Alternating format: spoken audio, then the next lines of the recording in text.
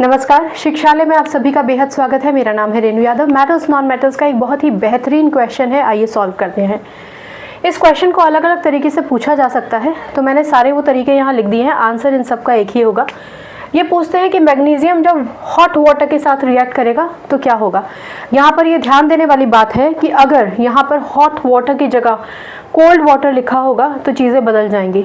अगर यहाँ hot water की जगह स्टीम लिखा होगा तभी इक्वेशन बदल जाएगी। हर चीज़ में, हर स्थिति में इक्वेशन हमारी डिफरेंट होगी, ठीक है ना। उसी को आज हम डिस्कस करने वाले हैं। चलिए, एक और क्वेश्चन है कि ये फ्लोट क्यों करता है वाटर में। ये केसेस तो हमने डिस्कस कर लिए, हॉट वाटर, कोल्ड वाटर वाला, स्टीम वाला भी हम डिस्कस करेंगे।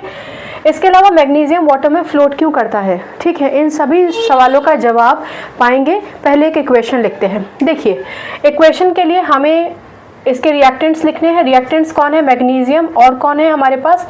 Hot water. देखिए, वाटर हॉट हो, कोल्ड हो या फिर स्टीम के फॉर्म में हो, हमेशा वो H2O से ही रिप्रेजेंट किया जाएगा, ठीक। अब यहाँ एक छोटा सा पॉज लीजिए।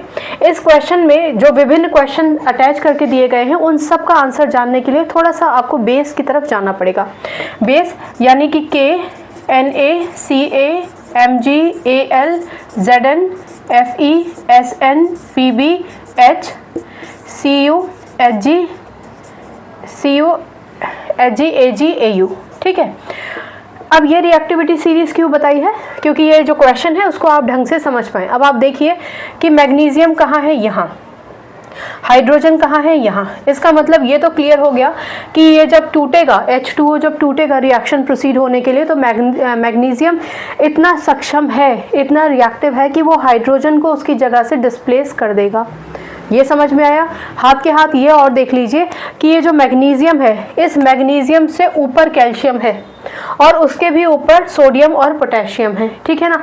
ये बात आपको याद रखनी है। क्या बात याद रखनी है? कि मैग्नीशियम के ऊपर कैल्शियम है, सोडियम पोटेशियम तो चलिए फिर भी दूर है बिल्कुल इमीडिएट ऊपर कैल्शियम है। और हमें ये बात ध्यान रखनी है कि हाइड्रोजन काफ़ी नीचे है, जिसकी वजह से हाइड्रोजन की जगह ले सकता है मैग्नीशियम। इसका मतलब क्या हुआ?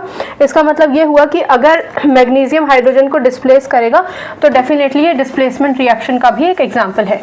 अगर आपसे पूछा जाए कि डिस्प्लेसमेंट रिएक्शन लिखो तो आप लिखकर आ सकते हैं ये रिएक्शन भी। चलिए, अब प्रोसीड करते हैं। प्रोसीड करने के लिए हमें इनको आयनिक फॉर्म में तोड़ना पड़ेगा, यानी Mg2 पॉजिटिव, क्योंकि Mg2 पॉजिटिव ही होता है। जब वाटर टूटेगा तो H पॉजिटिव और OH नेगेटिव बनाएगा। आप जानते हैं कि एक पॉजिटिव कंपोनेंट एक नेगेटिव कंपोनेंट के साथ ही हमेशा रिएक्ट करता है। या आप ऐसे भी समझ सकते हैं कि क्योंकि मैग्नीशियम ज़्यादा स्ट्रॉन्ग था